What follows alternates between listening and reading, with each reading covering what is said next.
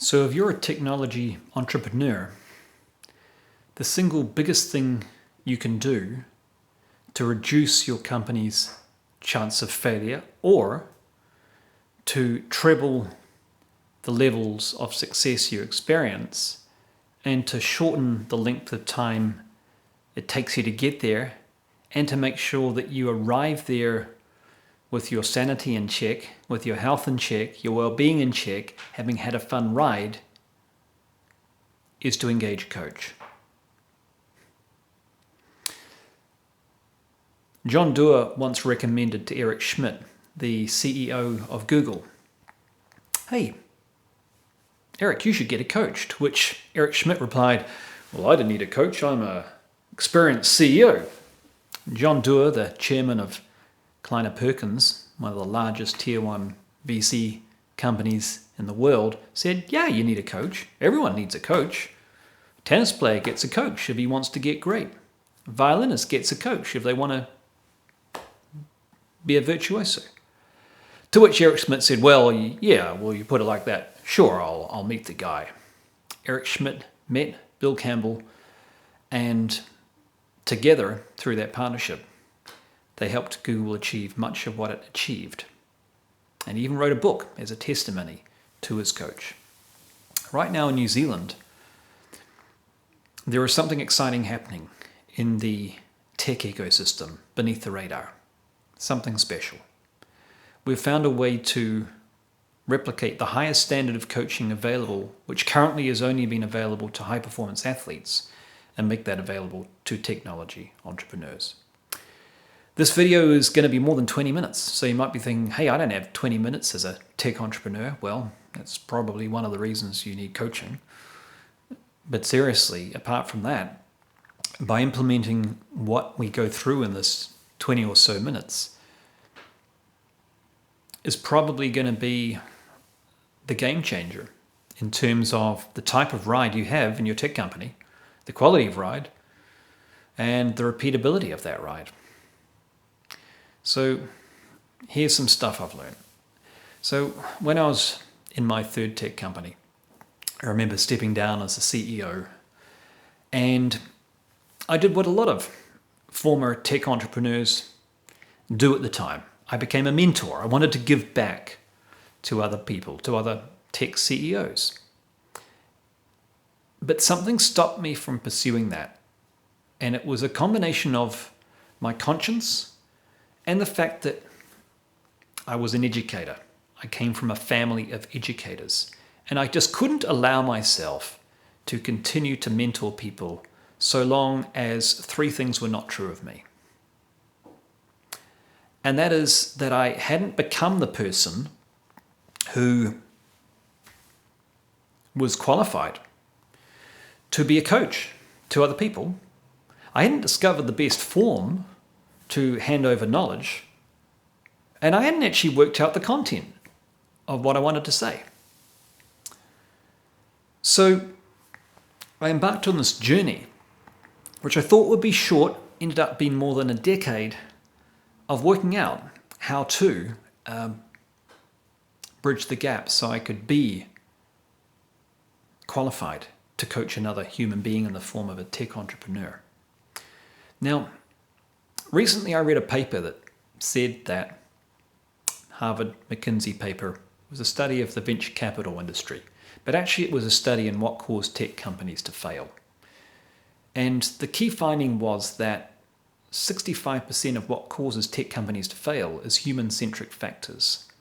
Things which coaching has the potential to completely take off the radar and eliminate. In other words, you can disappear your chances of failing down from, this likely to this likely simply through coaching.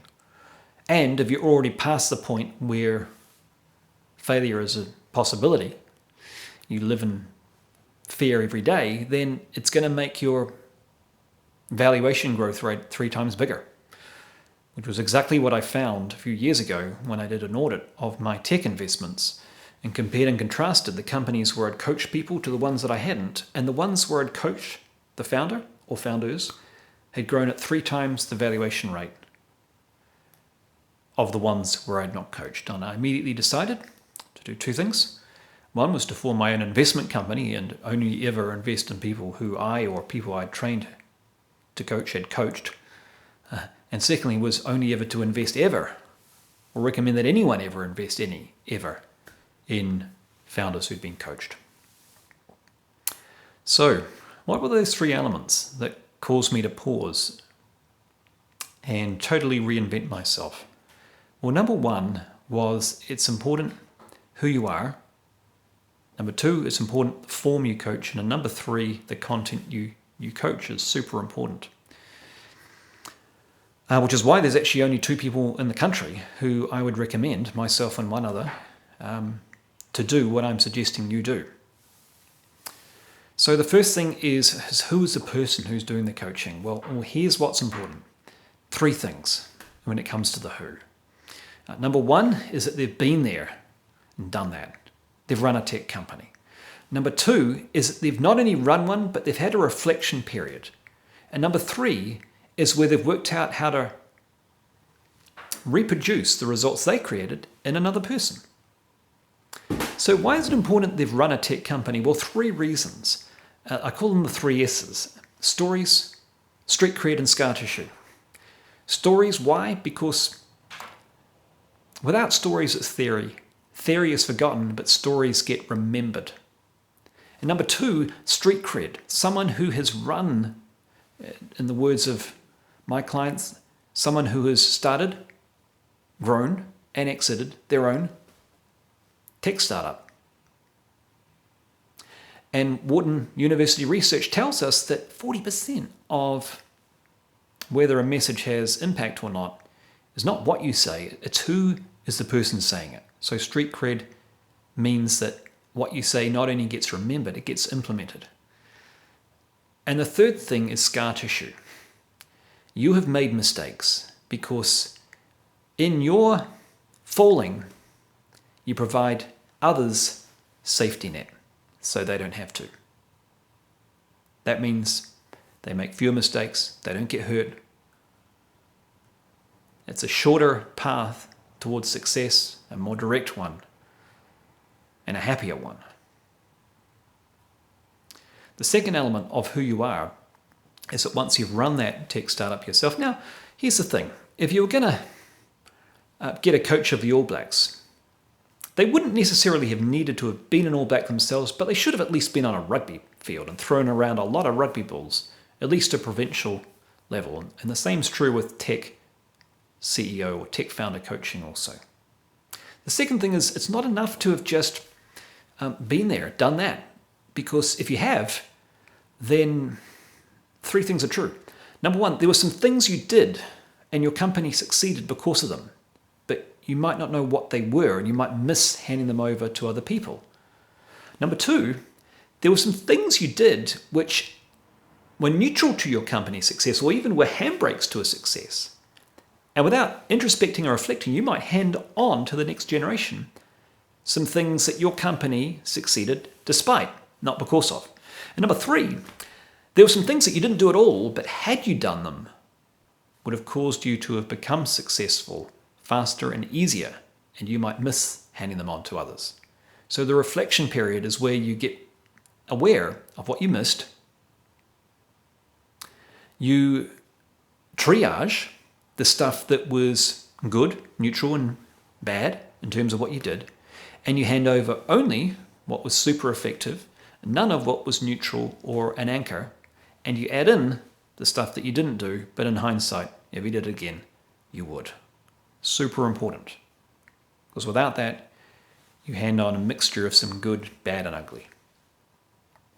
And the third component is to replicate the success you created in others. And that's true because, look, teaching is a sacred art. And just because you say some stuff doesn't mean it'll have a lasting impact. There's a difference between telling people stuff and showing people stuff. And that takes time to master. So these are the three critical components on who you have the coaching relationship with. They've not only been there, done that, they've reflected and triaged only the stuff that works, filtered out what didn't, and added in the stuff that would have, but they didn't do first time. And then thirdly, they've worked out how to replicate what they do in another person in a way which is independent of their context and their time and space, because how they created their success at a time and place will be completely different to the way you create yours. So again, it requires that skill to dissect out and abstract out what can create success in another person, not just one, in one time and place. The second component on what's really important in selecting the right coach is the content. Now, the 35%, the market validation, business model, writing business plans, all the usual suspects, are technical business aspects. That's, for the most part, pretty well taught in the ecosystem. But the 65%, the part that causes 2/3 of companies to fail or to fail to achieve their potential, or if not sorted out, leads to appalling mental health statistics among tech founders and sheds happiness away from you and joy from you and takes time away from other areas of your life, that's to do with largely four things. Four things that's important to learn.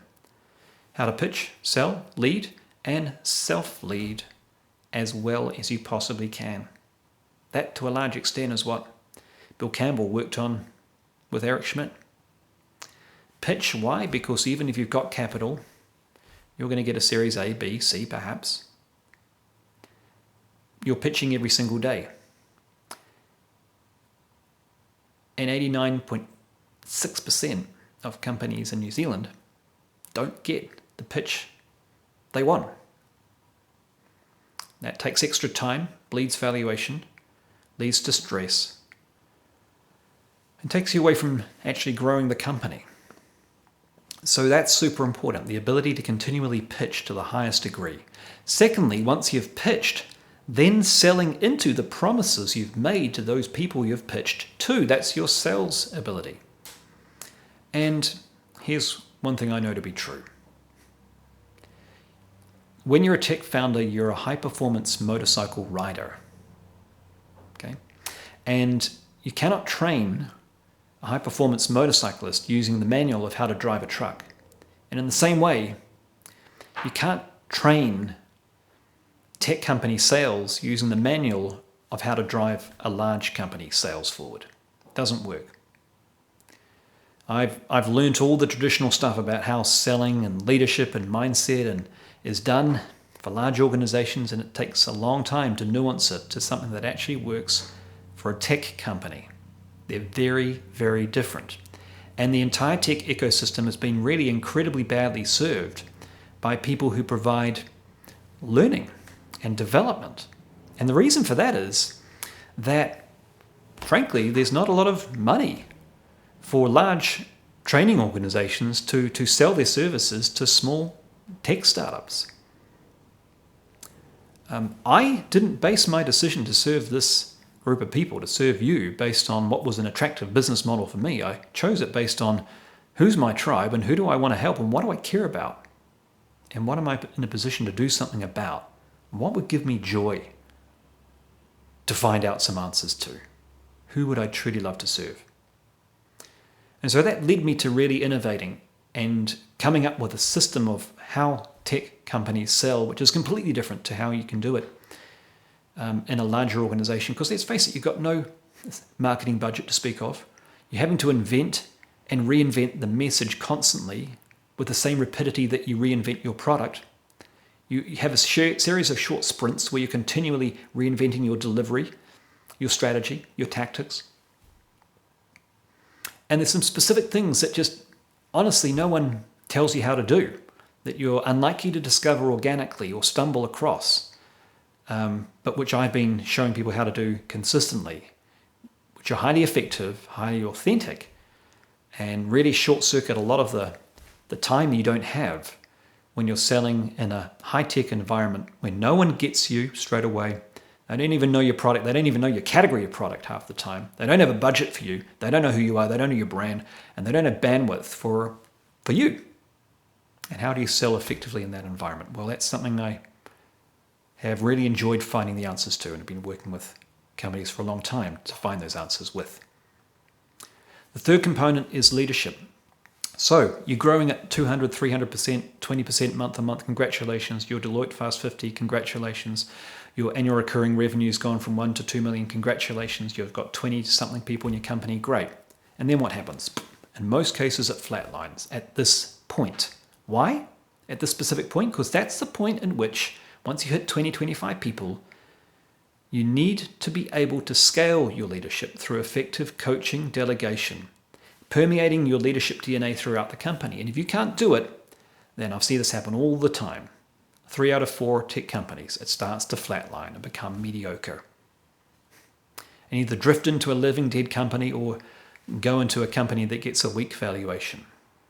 And things become a struggle and people ask why they're not progressing at the same speed anymore. Well, it's because the strategy to achieve that initial growth was the inspirational energy of the leader minus the ability to replicate that leadership DNA throughout the organization, which meant at a particular point the company maxed out because the leader themselves was the handbrake to further growth, at which point the leader either gets replaced or becomes a bottleneck to further exponential growth.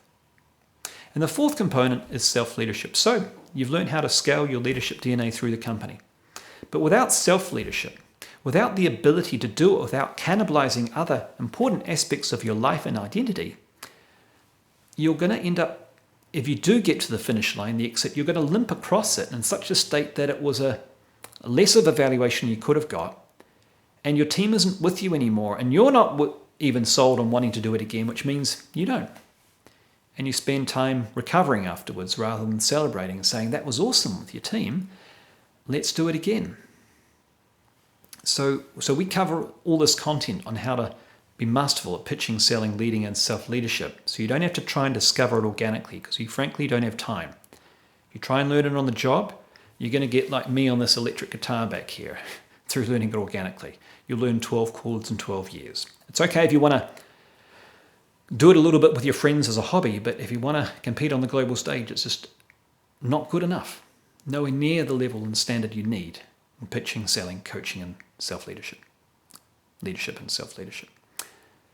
And the other aspect of content is there's 3 dimensions to it. There's 3 focus areas. There's not just skills. There's also skill set, there's mindset, and there's habits. The skill set is what you know. The mindset's how you think, and the habits is what you do on a daily basis. And without looking at all 3 elements, then it's incomplete. If you have great habits, but you don't know what to do, not enough. If you know what to do, but the habits don't reinforce them, not enough. If you know what to do, but not what to think, not enough, because you go into conversations with the wrong mindset, just the right techniques, and it'll come across as someone with the wrong mindset and the right techniques, which is not well with your team or with prospects or with prospective investors. And the third element to coaching and selecting the right coach is the form. The form is important. Now, it's curious that in the ecosystem, we ask a lot of tech innovators, don't we? We ask you to be so innovative, and yet, how much do we ask ourselves to innovate? Venture capitalism hasn't innovated for 30 years. Tech CEO coaching, before the work we started doing, hadn't innovated for 30 years. Just one-on-one by itself is not enough. You've got to know when one-on-one is appropriate, when group coaching is appropriate, when a workshop works better, when a retreat works better, when digital, online, when peer coaching works better, and when the right hybrid of all these forms works best to optimize the performance and growth. And what I found is that group coaching with the right people who are your peers leads to exceptional results, particularly when you do it week in, week out. As Jim Rohn once said, we are the average of the 6 people we spend most time with. So why not make sure those 6 people are awesome so they can be not only your sounding board and your advisory board, but your mastermind and the people who elevate you, because a rising tide lifts all ships. So these are the 3 different aspects: who the coach is, the form in which the coaching takes, and the content that is delivered. When these 3 things come into harmony, and all are excellent, and all are well executed, and all are nuanced for the tech entrepreneur, you have a recipe to replicate the partnership that Eric Schmidt and Bill Campbell enjoyed. And it's been my privilege to work with a number of tech founders since 2014 to help them do things which their uncoached peers are not doing, such as a 100% success rate, raising next round capital, growing sales at more than 3 times what their uncoached peers are, and growing their valuations at again 3 times what their uncoached peers are. But more importantly than any of that, to me personally, is the fact they're doing it with their families intact. They have overcome their performance identity, so they're not using the fuel of self-criticism to fuel the next round of results for themselves. They feel better about themselves as a leader. They've realized that they've become better human beings that can give back to family, community, or do it again should they want to. They've grown as men and women. And that's something that I'm even more proud of by far than all the commercial results, which have been very good too. So there we have it. That's why it's critically important that you have a coach. If you want to be a good CEO and enjoy good level results, and you're okay with stress, and you're okay with doing things that someone else could have showed you not to do, and making mistakes that were avoidable, cannibalizing time from other areas of life because you didn't learn the patterns to find the small hinge that swung the big door, you don't need a coach. But if, like a great tennis player or a great violinist, your quest is to be the best and to compete on the global stage, then it's a no-brainer. And the question becomes not why you should get one, but why on earth do you imagine that you can achieve world-beating potential without one? And the answer is actually you can't. That's what I discovered. And I think ultimately it's about knowing that we don't achieve anything alone and partnering with people who can help you be the best and who exist to help bring out the best in you and believe in you sometimes more than you believe in yourself, and then have the skill set to be able to help you to reach that level of belief that they have in you. So that's what I do, that's why I do it, and that's how it's different to anything you've come across to date. This is not your light touch mentoring. This is a whole new standard which we're in the process of normalizing here because it makes such a difference to the entire ecosystem. And I have a vision, which is in the very near future, this will be just as normal as it is for an elite sports person or an elite musician. And right now, my invitation is for you to see whether, in partnership, you could be one of the trailblazers of this new standard.